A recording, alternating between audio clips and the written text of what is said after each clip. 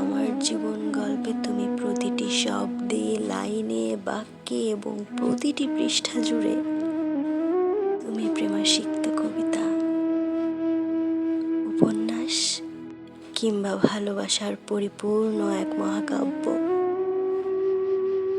তোমার প্রতি আমার ভালোবাসা ছিল উদীয়মান সূর্যের মতো দীপ্তিমান ঝলমলে। কিন্তু আমার প্রতি তোমার নিরবধি অবিশ্বাস, সন্দেহ আর নিরন্তর অবহেলা